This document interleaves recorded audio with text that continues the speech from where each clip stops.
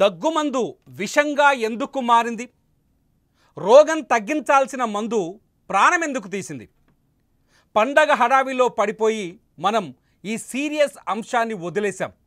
కానీ సమస్య మన ఇంటి దాకా వస్తే, మన పిల్లలు కూడా ఇటువంటి బాధితుల్లో ఉంటే, మధ్యప్రదేశ్ రాజస్థాన్లో ఇప్పటి వరకు 11 మంది ప్రాణాలు తీసిన 2 దగ్గుమందులు, అదే కాఫ్ సిరఫ్లు ఎందుకు విషంగా మారాయి? హడావుడిగా కేంద్ర ప్రభుత్వం అన్ని రాష్ట్రాలకి ఒక నోటీస్ పంపించింది. వెంటనే మీ రాష్ట్రాల్లో 2 సంవత్సరాల లోపున్న పసిపిల్లలకి ఎవరైనా వైద్యులు దగ్గుమందు రాస్తే, అంటే కాఫ్ సిరప్ రాస్తే వెంటనే దాన్ని ఆపేయండి, మీ పిల్లలకు వాడొద్దని. ఎందుకు కేంద్రం ఇంత వేగంగా అంత పెద్ద నిర్ణయం తీసుకోవాల్సి వచ్చింది? మన తెలంగాణ కావచ్చు, ఆంధ్రప్రదేశ్ కావచ్చు, మధ్యప్రదేశ్ కావచ్చు, మహారాష్ట్ర కావచ్చు, రాజస్థాన్ కావచ్చు, తమిళనాడు కావచ్చు, పుదుచ్చేరి కావచ్చు, కేరళ కావచ్చు, కర్ణాటక కావచ్చు, ఉత్తరప్రదేశ్ కావచ్చు, బీహార్ కావచ్చు. ఎందుకు దగ్గుమందు విషంగా మారింది? ఈ ప్రశ్నకి సమాధానం వెతకాల్సిన అవసరం ఉంది. పసిపిల్లలు అమ్మ కడుపులోంచి పుట్టి కేవలం 2 సంవత్సరాలు కూడా నిండలేదు.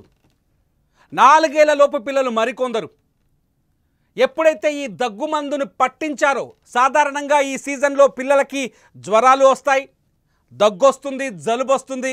వాటికి డాక్టర్ దగ్గరికి వెళ్ళగానే దానికి మెడిసిన్ రాస్తాడు, ఒక కాఫ్ సిరప్ రాస్తాడు. ఆ కాఫ్ సిరప్ పిల్లలకి వేయగానే ఎలా చనిపోయారంటే ఒకసారి గుర్తు చేస్తాను నేను. మధ్యప్రదేశ్, రాజస్థాన్లో పిల్లలు ఎలా చనిపోయారంటే, దగ్గు రావడంతో, జ్వరం రావడంతో తల్లిదండ్రులు భయపడిపోతారు. సాధారణంగా పరిగెత్తుకుంటూ డాక్టర్ దగ్గరికి వెళ్ళారు. డాక్టర్ దగ్గరికి వెళ్ళిన తర్వాత ఒక 4 ఏళ్ల బాలుడి కథ అని చెప్తున్నది.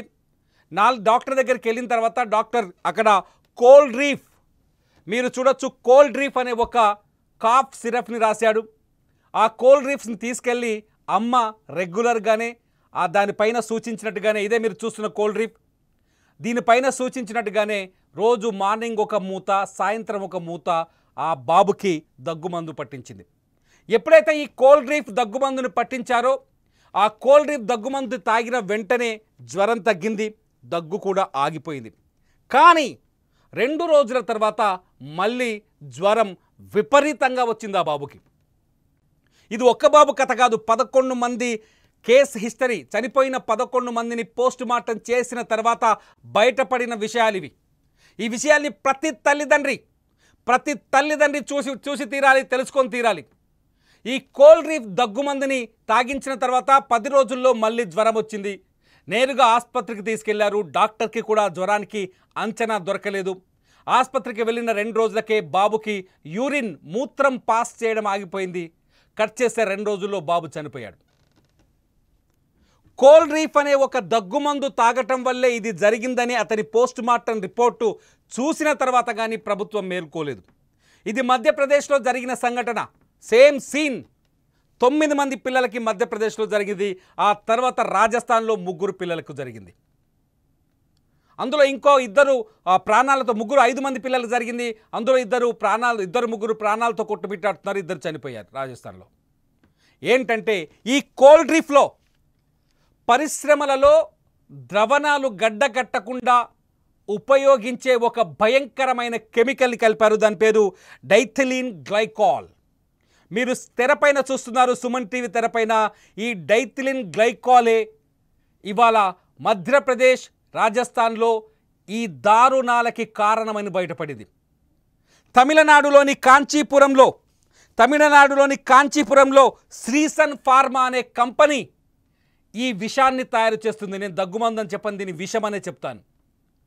ఏదైతే కోల్డ్ రీఫ్ అనే ఈ కాఫ్ సిరప్ ఉందో, ఈ కాఫ్ సిరప్ని తమిళనాడులోని కాంచీపురంలో ఉన్న శ్రీసన్ ఫార్ములా అనే సంస్థ ఈ కోల్డ్ రీఫ్ దగ్గుమందుని తయారు చేస్తుంది. సేమ్ ఇలాంటి దరిద్రపు ఇంకొక మందు జైపూర్లో ఉన్న ఇంకొక కంపెనీ కూడా జైపూర్కి చెందిన కేసన్స్ ఫార్మా కంపెనీ తయారు చేస్తుంది. దాని పేరు వచ్చేసి నెక్స్ట్రో డిఎస్. ఇది రాజస్థాన్లో పసిపిల్లల ప్రాణాన్ని బలి తీసుకోవడానికి కారణమైంది. నిజానికి ఈ డైథిలిన్ గ్లైకాల్ అనేది ఈ రెండు ఇప్పుడైతే పసిపిల్లల్ని బలి తీసుకున్న 11 మంది పసిపిల్లల్ని బలి తీసుకున్న ఈ 2 దగ్గుమందులలో కలిపిన ఒక భయంకరమైన పారిశ్రామిక రసాయనం. నిజానికి డైథిలిన్ గ్లైకాల్ 2 రకాలుగా ఉంటుంది. ఈ డైథిలిన్ గ్లైకాల్ ఎందుకు వాడతారంటే ఏదైనా ద్రవణం గడ్డ కట్టకుండా ఉండేందుకు. లిక్విడ్ ఏదైనా ఉంటుంది కదా, నిజానికి కాఫ్ సిరప్లు వేగంగా గడ్డ కట్టే అవకాశం ఉంటుంది. అది బాటిల్లో గడ్డ కట్టుకుపోకుండా ఉండడం కోసం వాడతారు. ఈ ఏదైతే కోల్డ్ డ్రింక్లో చూస్తుందని 48.6% ఉంది ఈ ఈ ఏమంటారు దీన్ని, DGE డైథిలిన్ గ్లైకాల్. దీన్ని DGE అని షార్ట్ ఫామ్లో పిలుస్తారు. 48.6% ఉంది. నిజానికి ఇది 2 రకాలుగా ఉంటుంది. ఒకటేమో పరిశ్రమలలో ద్రవణాలు గడ్డ కట్టకుండా ఉండేందుకు లో క్వాలిటీ, రెండోది వచ్చేసి మందులలో వాడేందుకు ఫార్మాస్యూటికల్ గ్రేడ్. దీన్ని industrial grade and pharmaceutical grade అని 2 రకాలుగా తయారు చేస్తారు. కాకపోతే ఫిజికల్గా అంటే మన కంటికి కనిపించేందుకు 2 ఒకే విధంగా ఉంటాయి. ఒకటేమో ఫార్మాస్యూటికల్ గ్రేడ్, అట్లాగే ఫిజికల్ గ్రేడ్ 2 ఒకే విధంగా ఉంటాయి. కాబట్టి వీటిని ఫార్మాస్యూటికల్లో కూడా వాడటం మొదలుపెట్టారు ఈ దుర్మార్గపు ఫార్మా కంపెనీ యజమానులు. నేను హైదరాబాద్తో సహా మొత్తం దేశవ్యాప్తంగా ఉన్న ఫార్మా కంపెనీల యజమానులని, తయారీదారులని అడుగుతున్నా, మీరు విషాన్ని తయారు చేసి పసిపిల్లలకు పంపించడం పాపమవుతుందా లేదా? పసిపిల్లల ప్రాణాలు పోతాయనే విషయం మీకు తెలుసు కదా.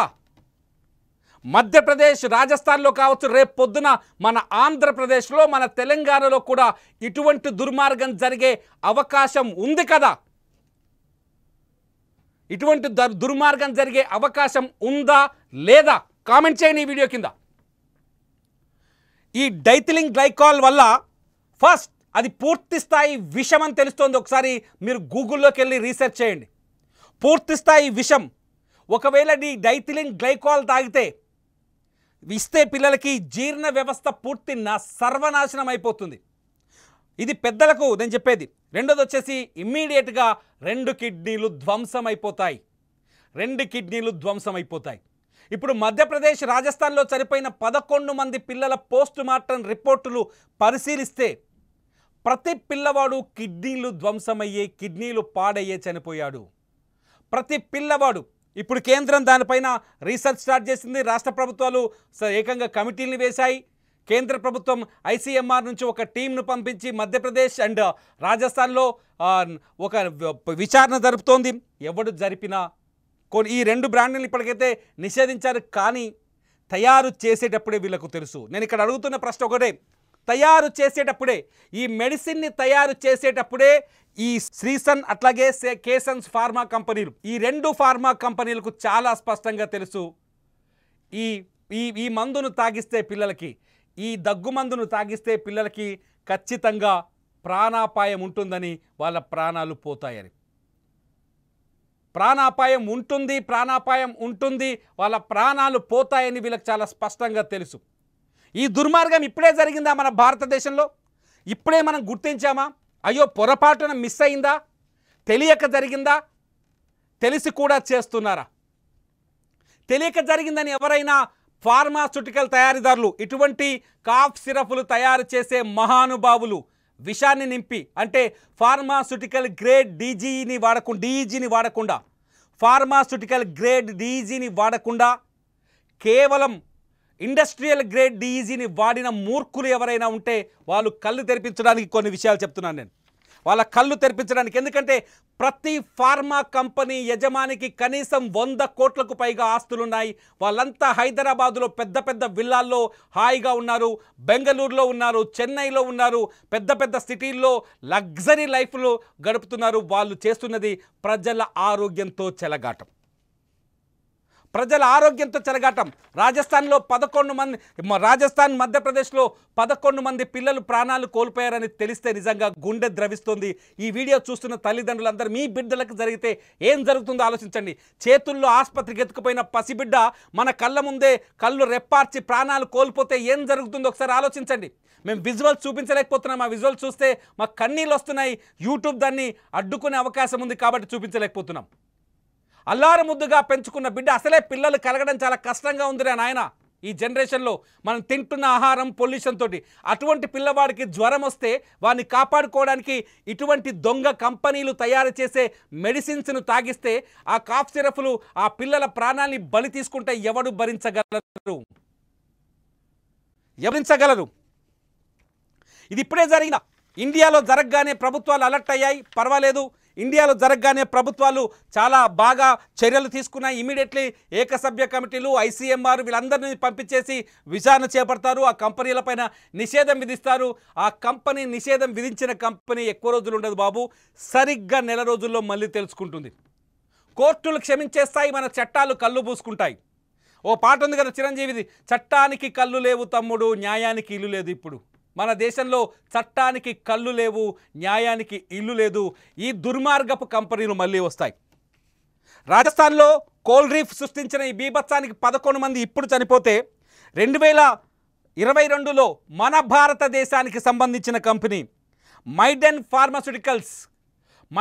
ఫార్మాస్యూటికల్స్ కంపెనీ 2022లో గాంబియాకి కొంత ఇదే టైప్ ఆఫ్ కాఫ్ సిరప్ని పంపిణీ చేసింది ఎగుమతి చేసింది ఆ కాఫ్ సిరప్ని తాగి 70 మంది చనిపోయారు 2022లో 70 మంది చనిపోయారు నాకు ఇప్పటికి అందుబాటులో ఉన్న డేటా చెప్తున్నా ఉజ్బెకిస్తాన్లో సేమ్ మారియన్ బయోటెక్ అనే కంపెనీ తయారు చేసిన కాఫ్ సిరప్ తాగి 68 మంది పిల్లలు చనిపోయారు మన దేశంలో చనిపోలేదు కాబట్టి మనం లైట్ తీసుకున్నాం కానీ ప్రపంచంలో ఎక్కడ చచ్చిపోయినా మన మందులే కారణమయ్యాయి ఈ విషయాన్ని మర్చిపోతున్నాం మన భారతదేశానికి సంబంధించిన ఫార్మాస్యూటికల్ కంపెనీలు తయారు చేసిన ఈ మందులే అన్యాయంగా పసిపిల్లల ప్రాణాన్ని బలి తీసుకున్నాయి ఉజ్బెకిస్తాన్లో 2022లో 68 మందిని గాంబియాలో 2022లో 70 మంది పిల్లల్ని బలి తీసుకున్నాయి ఇవాళ మధ్యప్రదేశ్లో రాజస్థాన్లో 11 మంది పిల్లల్ని బలి తీసుకున్నాయి తమిళనాడులో కూడా ఇప్పుడు ఈ మందుని బ్యాన్ చేశారు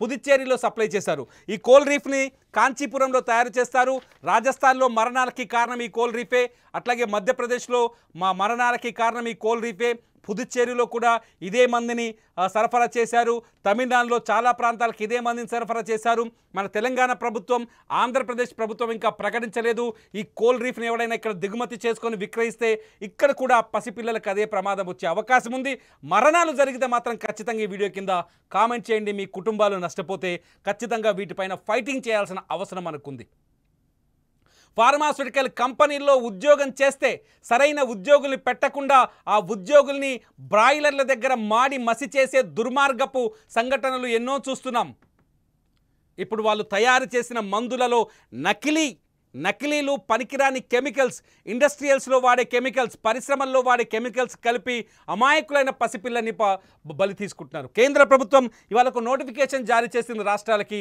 2 సంవత్సరాల లోపు పసిపిల్లలకి ఎట్టి పరిస్థితుల్లో ఈ మందు వాడొద్దని నిజమే మంచిదే వాడం 4 సంవత్సరాల వరకు పిల్లలకి ఏ మందు వాడకపోయినా దగ్గు వస్తుంది పోతుంది అంట పత్రికల్లో వచ్చిన వార్తను చూస్తే నాకు బాధేసింది సాధారణంగా పిల్లలకి కాఫ్ వస్తుంది తగ్గిపోతుంది తల్లిదండ్రులు భయపడాల్సిన అవసరం లేదు సిచ్యువేషన్ అట్లుందా వెదర్ అలా ఉందా మనకి ఉన్న పొల్యూషన్కి పిల్లల్ని కాపాడగలమా జలుబు దగ్గొస్తే కాపాడగలమా డాక్టర్ దగ్గరికి వెళ్తే ఇమీడియట్లీ ఏదో ఒక మెడిసిన్ వేయిస్తే కానీ మనసు నిమ్మతం ఉండదే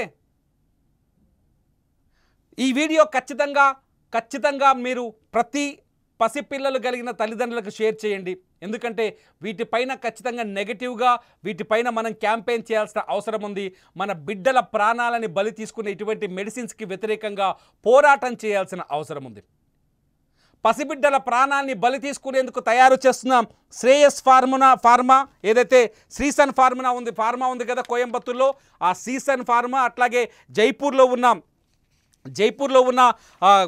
కేసన్స్ ఫార్మా ఈ 2 కంపెనీలని వెంటనే మూసివేయాలని ఖచ్చితంగా మనం ఫైట్ చేయాల్సిన అవసరం ఉంది ఫార్మా కంపెనీల ఆగడాలపైన కూడా ఫైట్ చేయాల్సిన అవసరం ఉంది నా అభిప్రాయాన్ని మీరు విభేదించినా సమర్థించినా ఈ వీడియో కింద కామెంట్ చేయండి మీ అభిప్రాయాన్ని యథేచ్ఛగా ఇబ్బంది ఏమీ లేదు మీ అభిప్రాయాలు సరిగ్గా ఉంటే ఈ సమాజానికి ఉపయోగపడంగా ఉంటే నేను పోరాటం చేయడానికి సిద్ధంగా ఉన్నాను ఈ అంశంపైన చూస్తూనే ఉండండి లైవ్ అప్డేట్స్ కోసం సుమన్ టీవీ డిజిటల్ లైవ్ అట్లాగే సుమన్ టీవీ లైవ్